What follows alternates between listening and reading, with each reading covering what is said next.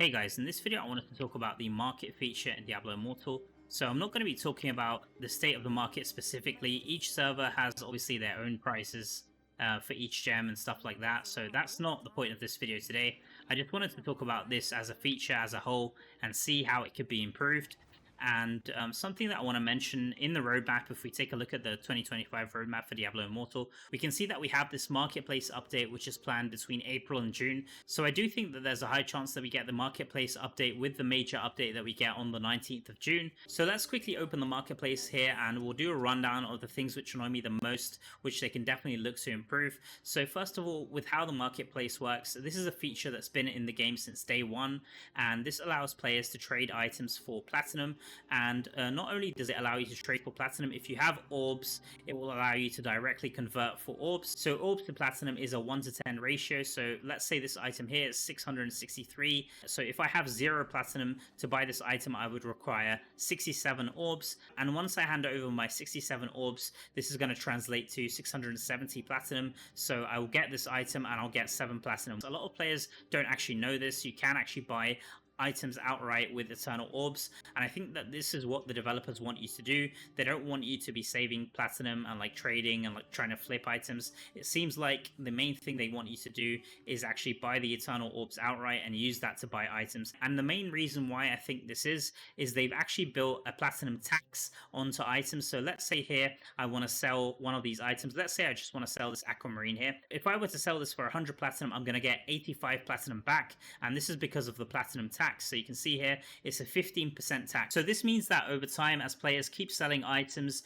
Blizzard's going to keep taking a 15% cut, and this means that over time the platinum in the economy will actually decay, which means that there's going to be less and less platinum on the server itself, which means that players, or more specifically whales, most likely will have to buy some orbs to pump the platinum back in the market. So honestly, as much as I'd like this to change, I don't think that Blizzard will ever get rid of this completely, because like I said, this is kind of driving the purchase of eternal orbs. But honestly, they could reduce this a bit from 15% to, let's say, 10% or 5%, and I think that they'll still be making some profits with the eternal orbs. Obviously, I do think that with the marketplace update, at least I hope so, that they'll make this cross server and players will be able to trade across the different server regions. So let's say I'm in EU, I'll be able to trade with other EU servers, and this will hopefully breathe some life back into the market, because I know that some servers have really low stock on certain items and it's really hard to get copies of like some of these 5-star gems. So that's kind of the first thing that I wanted to mention, which is the platinum fee. Obviously this is the elephant in the room, and a lot of players have been complaining about this pretty much since day one of the game.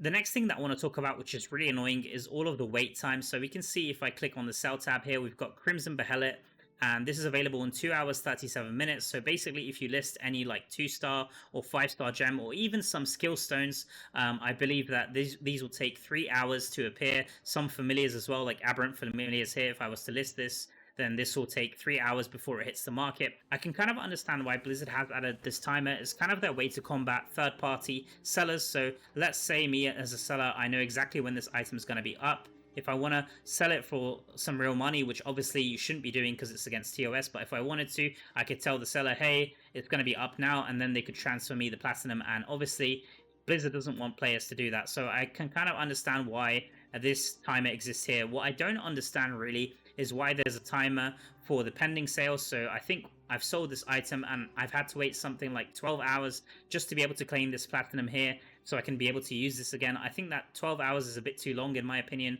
I'm not too sure why this is. One good thing, positive, which I will say, is that they've allowed you to stack gems now and sell more than one at a time, which means that you can sell more than one in a single slot. So this is really good, especially for players that don't have the boon of plenty. Let's say you have a few of the same gem. Let's say I had like 2 power and commands or something. I could just adjust the quantity and it would only take one of the selling slots here.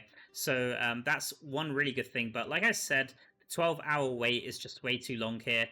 Just to get this platinum here. So I'd really wish they'd get rid of that. The other thing I wish they'd get rid of is also the wait time for buying items and being able to resell them. So let's say I were to buy this topaz here. I'll actually buy a few of these here. I'll have to wait now 2 days for this to appear here. This is on trade fees for 2 days now, just for me to be able to resell it if I wanted to resell it. So I think that 2 days is a bit too long. I know that maybe they don't want players to be flipping items and making platinum that way, but I still think that 2 days is way too long.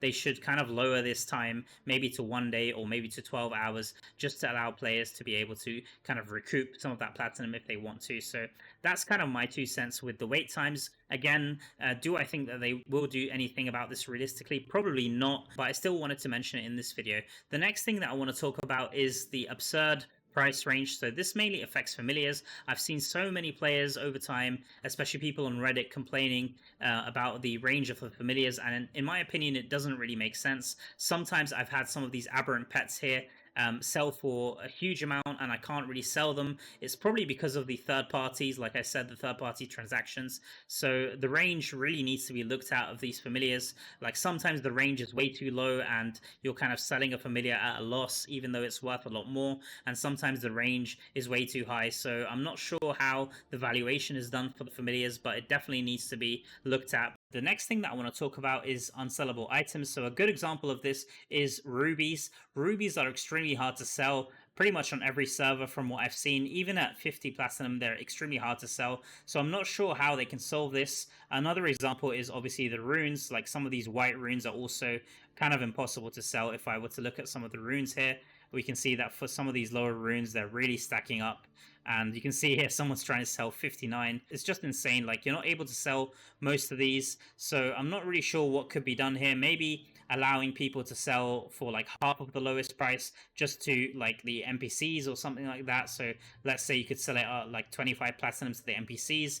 So there is a downside to that probably everybody will use that feature just to get rid of all their rubies, and then suddenly there won't be any rubies on the market. Maybe the other option is to actually look at the normal gems here like rubies and also tourmaline and kind of adjust these values, maybe give them a slight buff, because 80 life and 8 damage is nothing these days, and this is why the other gems are more important for the secondary stats like the potency, resistance, armor, and armor penetration. So this definitely needs to be addressed in some way. To end the video, what I want to suggest is actually 3 new features that they could implement, which will make the market a lot more user-friendly. So the first feature is actually to do with gem power. So right now, if I were to click on legendary gems, you can see that there's so many legendary gems here. It's actually 71 to be exact legendary gems that we have, and over time, this list is going to keep increasing and increasing. So let's say I'm in the market and I want to buy gem power. Gem power is really important in this game. Not only do you need duplicates to upgrade your gem power is a big part of the upgrade process. And gem power can be gotten from any of these gems. It doesn't matter which one you have. So you could obviously crush the 1-star gems and get 1 gem power. You could crush the 2-star gems and get 4 gem power, and you can crush any of the 5-star gems and get 32 gem power. So if I currently want to get my hands on the cheapest gem power in the server, what I have to do is click through each of these ones one by one and just see the lowest price. So for the 1-star gems, I believe the lowest is like 400, and for the 2-star it's 1600, and for the 5-star is 16k. So basically for 1 gem power it works out to be about 400 is the lowest amount of platinum currently that it can be sold for. The other part which makes things a bit more complex is you can actually list different ranks, I think up to rank 5, so rank 1 to 5.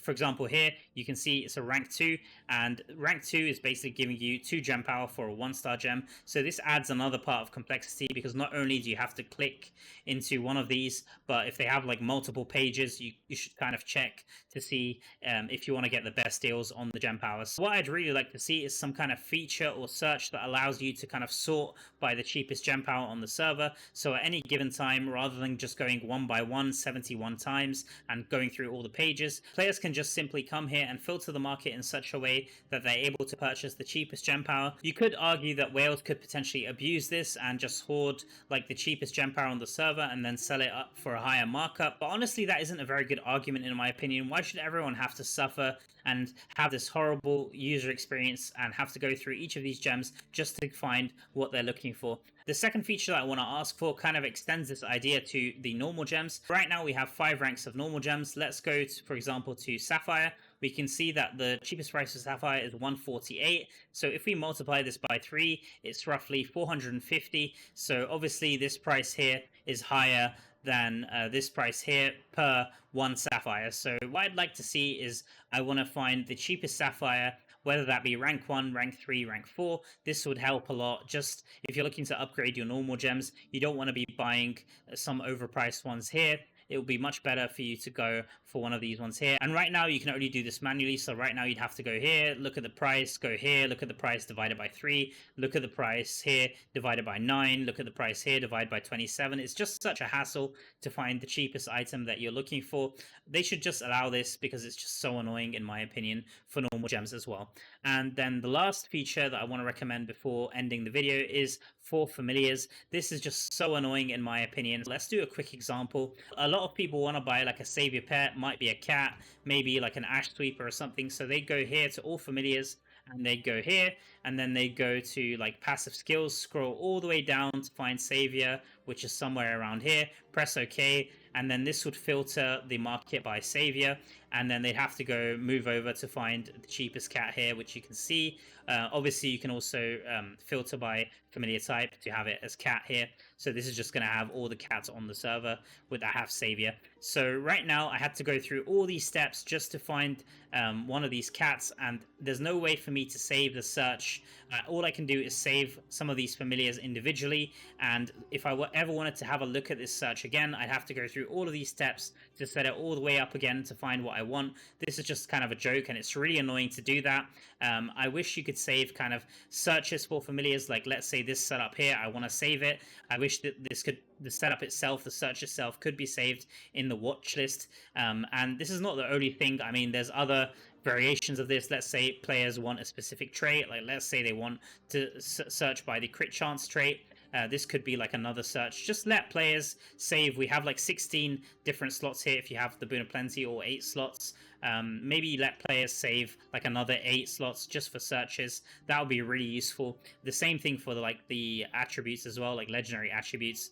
I have to go through like one by one just to search all of these. It would be really nice if you could just save the search rather than having to waste all of the time setting up the search every time. So that's about everything that I wanted to cover with regards to what really annoys me and what kind of new features I'm hoping from the next update.